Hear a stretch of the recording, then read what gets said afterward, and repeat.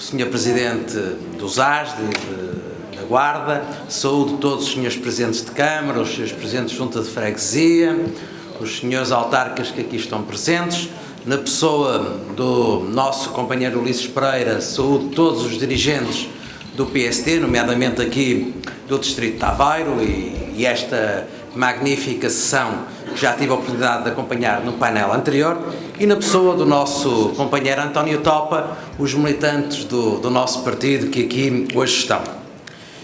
4 questões que eu gostava de vos trazer aqui, e sobre a lógica do desenvolvimento local e como é que a área onde eu tenho responsabilidades pode dar um contributo, está a dar um contributo e vai continuar a dar um contributo no processo de desenvolvimento local. O nosso país tem, como em todos os países, uma economia pública, uma economia privada e tem também uma economia social, que sendo privada, ela cumpre objetivos de interesse público e por isso é que as instituições da economia social são instituições de interesse público, vêm reconhecido esse seu estatuto. Nós soubemos melhor qual era o peso da economia social quando pedimos, há 2 anos atrás, ao Instituto Nacional de Estatística que nos fizesse um retrato daquilo que era a economia social. Eu não vos vou fazer perder muito tempo aqui a dar-vos números sobre essa matéria, mas permitam só que eu vos diga o seguinte: mais de 5% da população ativa no nosso país trabalha no setor da economia social. E, sobretudo, o setor da economia social é responsável por quase 3% da nossa riqueza. Isto, em termos absolutos, pode não nos dizer nada, mas permitam-me que também deixe ficar aqui aquela comparação que eu utilizo mais no nosso cotidiano. Não significa isso que eu tenha alguma coisa contra esse setor em específico, mas porque é um setor que todos os dias também nós lidamos com ele. A economia social emprega mais pessoas do que todo o setor financeiro do nosso país, mas vai mais longe porque cria mais riqueza no nosso país do que todo o setor financeiro. Portanto, tenho aqui um ponto que é de comparação já e que é determinante para nós percebermos isso. E com uma vantagem acrescida. Porque quando nós estamos a falar da economia social, nós estamos a falar em entidades que não se deslocalizam, que não fazem opas umas sobre outras e que depois estão num outro país. Estamos a falar de entidades que estão no território, que são hoje no território ou o primeiro ou o segundo empregador. Então, nos territórios de baixa densidade, são quase sempre o primeiro ou o segundo empregador e que têm um papel importante. E que no período de crise que nós atravessamos, tiveram um papel fundamental no amortecimento dessa crise. Portugal não somou à crise económica e financeira uma crise social de dimensões graves, porque exatamente, e nós olhamos hoje para outros países, noutras geografias, que atravessam ainda essa crise económica e financeira e que têm hoje problemas sociais muito mais graves do que o nosso país, e isso não aconteceu basicamente por causa do tecido da rede social que nós temos, onde essas instituições têm obviamente um papel importante e onde também as autarquias desempenham um papel fundamental.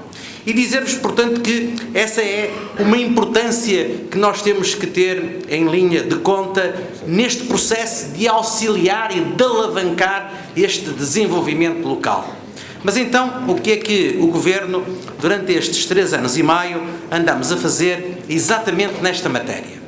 E aquilo que nós primeiro quisemos modificar foi o conceito de Estado tutelar, Estado que tudo quer regular, controlar e dizer como é que se deve fazer, para um Estado mais parceiro, para um Estado que dialoga com o terceiro setor, com a economia social e procura, através desse diálogo, encontrar as melhores soluções para o território.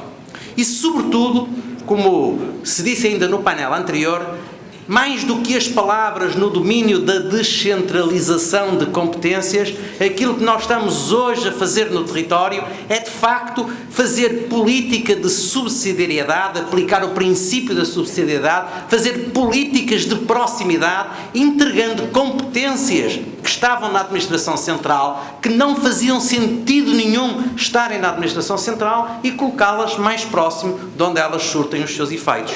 É por isso que nós temos agora 17 projetos piloto no território nacional, território continental, de transferência de competências na área do atendimento e da ação social, e contamos com o Portugal 2020, porque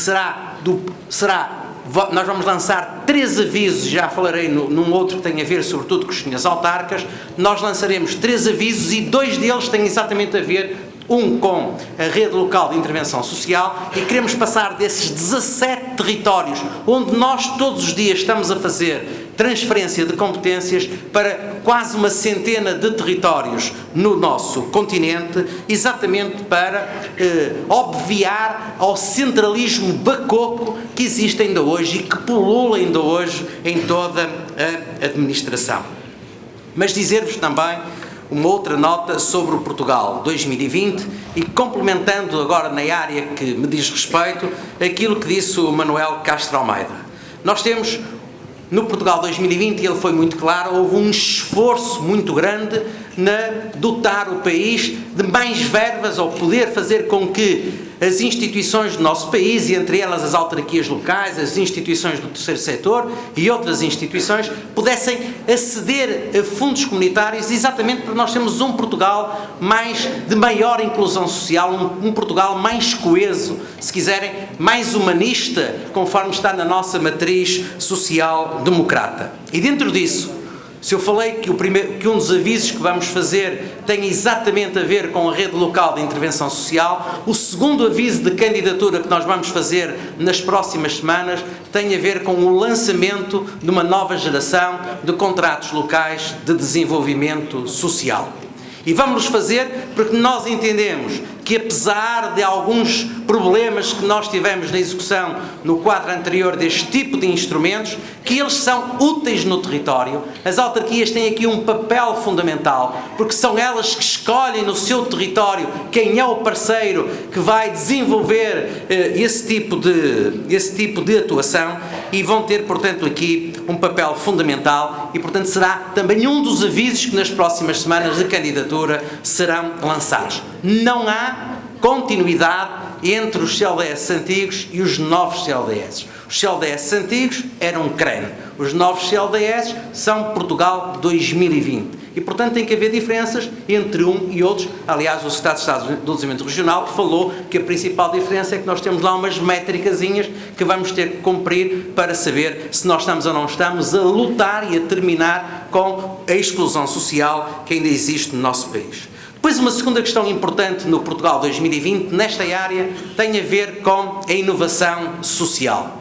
Nós não podemos continuar a responder a novos problemas de exclusão social com as velhas respostas que nós temos. Não é que nós vamos acabar com essas velhas respostas, não. Nós hoje continuamos a precisar de lares, de creches, continuamos a precisar de centros de atividades ocupacionais, mas nós temos que ter a noção também nesta área que há outro tipo de respostas que nós temos que dar para os novos tipos de problemas. E é por isso que no Portugal 2020 nós damos uma especial atenção à inovação social, e é por isso que dentro do programa operacional nós temos um instrumento financeiro que é o Portugal Inovação Social, que irá ser em breve apresentado, que tem uma gestão própria exatamente para apoiar esse tipo de projetos de inovação social que nós queremos trazer. E uma última coisa sobre o Portugal 2020, que eu gostava aqui também, olhos nos olhos, não sendo simpático, de vos dizer. Porque não sendo simpático, estou a chamar a atenção para uma questão importante e que o Sr. Secretário de Estado do Desenvolvimento Regional aqui já disse. Não há no Portugal 2020 dinheiro para nós andarmos a construir novos equipamentos sociais. Peço desculpa se, porventura, alguns dos nossos autarcas, que eu muito prezo, com isto levam um balde de água fria. Vamos ter, com certeza, dinheiro para requalificar algumas respostas sociais que nós sabemos que temos que requalificar naquela lógica que o Sr. Secretário de Estado aqui disse.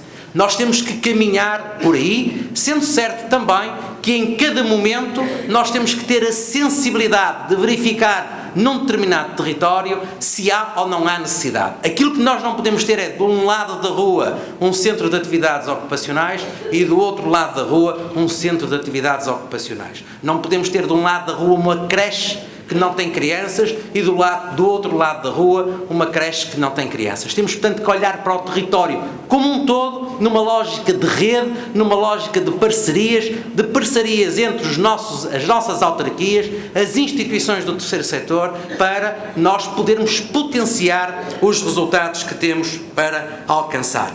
E fecho com uma nota sobre Aveiro. Nós, todos os dias, a Segurança Social apoia mais de 600 mil portugueses que estão em lares de idosos, que estão nas creches, que estão em centros de atividades ocupacionais ou que estão em lares residenciais para pessoas com deficiência. Aqui em Aveiro são quase 40 mil os portugueses que nós diariamente apoiamos. Nas 2 próximas semanas vamos assinar uma primeira fase de novos acordos de cooperação cujo objetivo é resolver um problema que o Governo do Partido Socialista nos legou. Foi permitir a construção de um conjunto de equipamentos no âmbito, sobretudo, do POPH, mas também de programas operacionais regionais, do PROMAR, etc., e que não garantiu à partida a realização de acordos. E muitas dessas instituições tiveram que se endividar e hoje podiam correr o risco de ter que devolver o dinheiro porque não têm essas instituições a funcionar. E, portanto, a nossa primeiríssima prioridade foi resolver o problema dessas instituições e é aquilo que vai acontecer nas próximas 2 semanas. Nós aqui em Aveiro vamos nas próximas 2 semanas dar a possibilidade de que 140 utentes possam, em creches, sobretudo na área da deficiência, na área dos lares, possam ter uma nova resposta social, resolvendo esse problema dramático que nos foi legado, mesmo nas circunstâncias difíceis que nós herdamos.